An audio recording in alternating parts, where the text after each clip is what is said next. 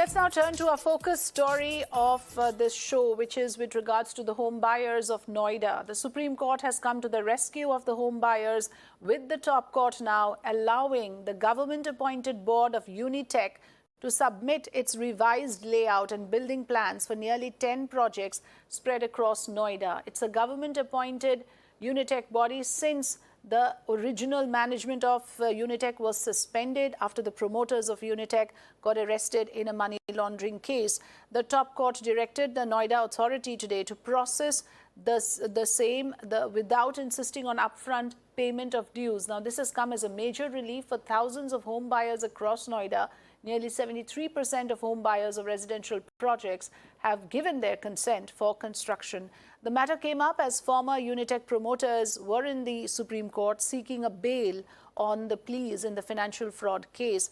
This as the CBI has filed a new case against Unitech Limited and its former directors in connection with an alleged bank fraud involving an amount of 395 crores. Let's tell you the timeline of the Unitech case. In fact, we can just put it out on our screens as well, where we are telling you about how way back in 2006, Noida Authority allotted land in sectors 96, 97 and 98 to Unitech.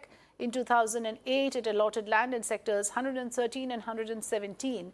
In 2017, Unitech directors were arrested by Enforcement Directorate for money laundering, following, of course, complaints of delay in handing over the units, the home units, to the buyers. 2022 is when the Supreme Court asked Unitech to upload completion timeline for the stalled projects.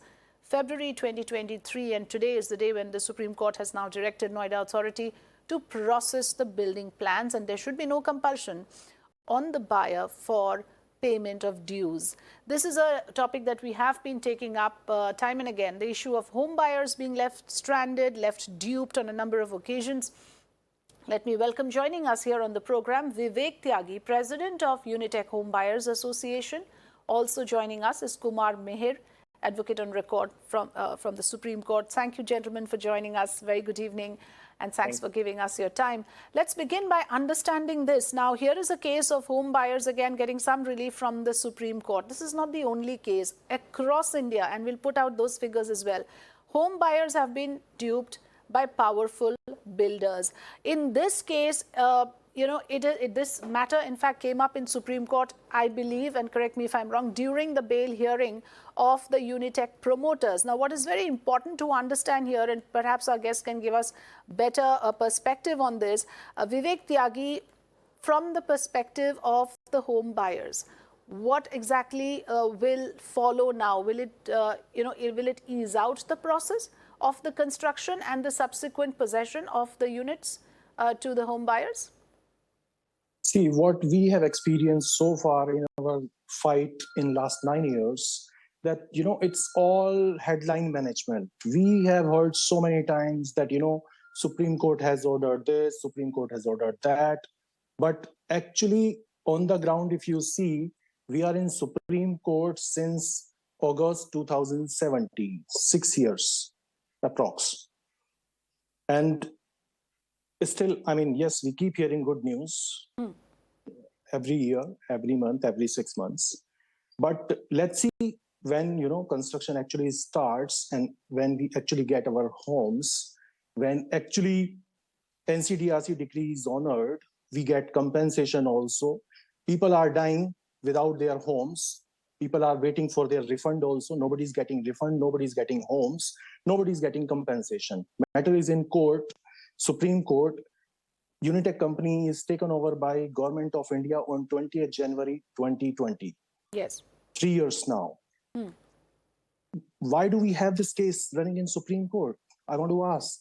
When we have government is elected by the people, it is our government, it's not builder anymore. Then why this case is running in Supreme Court now? Why government cannot give us our homes or refund whoever wants what, along with the compensation announced by the NCDRC, National Commission, the biggest court of consumers in India? And still nobody's honoring. Even in Supreme Court, we are not even being heard now. Since when Government of India has taken over Unitech Limited, we are not even allowed to enter inside the Supreme Court I was appearing as a party in person. But now I'm not allowed. When I go there, But then why is it that the is allowed. Unitech's new board, represented by Additional Solicitor General ASG N. Venkatraman, has informed court that the home buyers are in favor of this, that they do want the Supreme Court to give clearance to the Noida authority so that new homes, the construction process, whatever stage it is stalled, can be resumed. How is it that home buyers have given their consent? 73% apparently have given their consent. But you, as the president of Home Buyers Association, you're saying that you would have rather had the refund? Is that what you're saying? No, I'm not saying that. I'm saying there are many people whose situation has changed now. They don't want home. They want refund. Few people. I'm not saying everyone. 73 people have consented for construction. This is true. Even I want my home. I don't want refund. But there are so many hardship cases. Their situations have changed. People have died. People have transferred out of Delhi NCR. They don't want their home. They want their refund. So refund should be given, but they are not being given refund. We are denied compensation. So I'm also saying I favor construction. I want my home. Please give me my home. So this is true. 73%. In fact, more than 73% people will be there in Gurgaon who would want construction. Yes. So yes. All I'm saying is that we want justice. That justice is not there in sight. Yes. Kumar Mihir, how does this work? I mean, is it that simple? Time and again, home buyers are defrauded in this manner. In this case as well, money was taken from the home buyers. Then, of course, the promoters invested that money somewhere else. The money was diverted to somewhere else. It came to light after complaints of delays and a stalled project. It's a familiar narrative. But, how do we prevent this? Do we have any laws in place that can help home buyers under the circumstances? Because this narrative can again repeat itself in another scenario. See, for new projects, yes, of course, now with RERA and the mechanism that money has to be kept in escrow, for new projects, this problem is no longer arising. It is only for these legacy projects that this problem keeps cropping up one way or the other, because the monies have been diverted, the builders have siphoned off monies, they've put in the home buyers' money in some other project, in some other businesses. So it's only for those legacy projects which are going on, which were launched maybe in 2008, 9, 10, and have been in problems even till today. So you look at Unitech, you look at Amrapali, you look at JP, you look at now Supertech for that matter, Ansals, and there are several other projects which have now either gone in insolvency or are facing problems. With the newly launched projects, because they are governed by RERA, so there's a mandatory requirement that you have to put money in an escrow account. There the problems are no longer arising, or at least that I have not seen. But yes, coming back to Unitech itself has a very checkered history if you look at it, Afrida, because what happened, yes. So as Vivekji said, it started in 2017. 2020, government took it over. Then 2022, September, half the board of Unitech, which was appointed or nominated by the government, resigned because nothing was happening. The government itself first appointed Justice S.N. Digra to see whether Unitech's assets can be sold and money can be raised. Then later on, the board gave a resolution plan or rehabilitation plan. People filed objections. Then that hearing is going on. Now, court has appointed Justice Separate to look into the issues. So yes, but the problem is construction hasn't started even till date, and buyers are facing lots of problem because of that.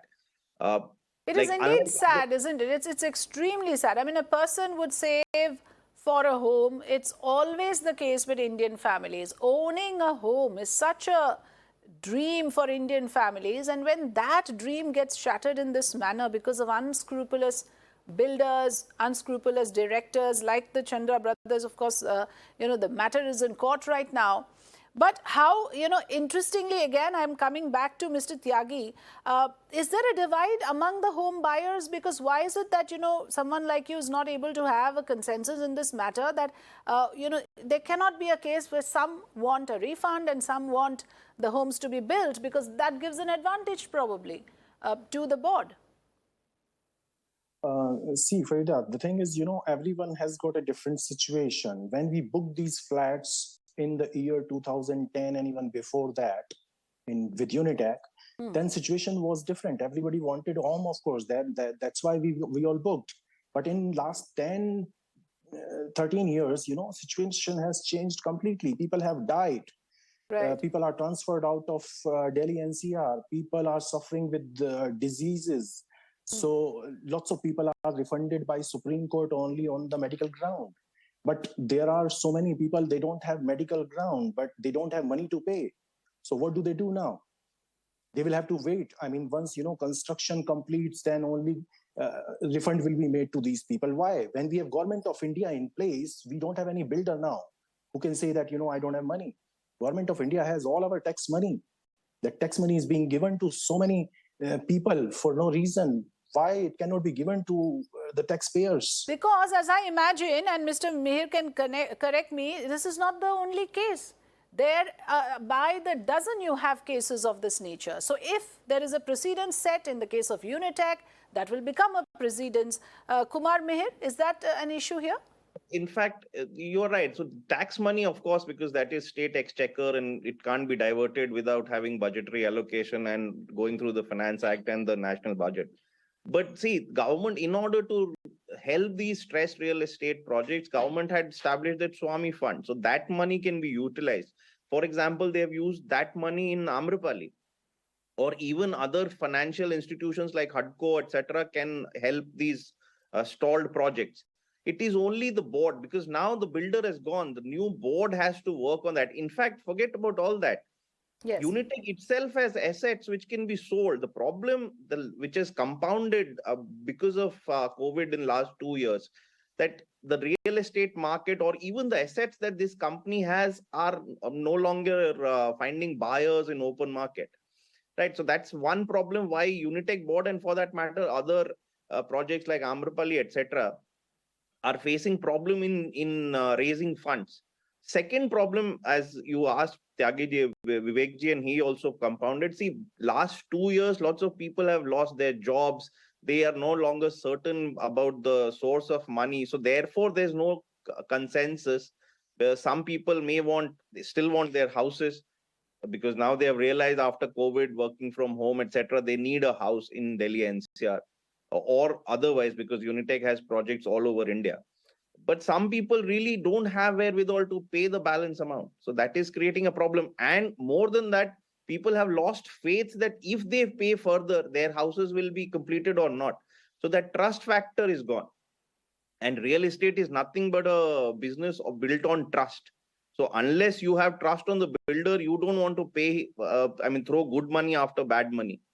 Yes, and look at what happened with the Supertech Twin Towers. They had to be demolished because there it was another problem. It was a problem of the plan being sanctioned for a certain number of towers, the builders not following it. And I hope in this case, at least, that doesn't happen if the project moves ahead from here. Thank you so much, Vivek Tyagi and Kumar Mihir, for joining us with your inputs and your views on this subject. Thanks very much.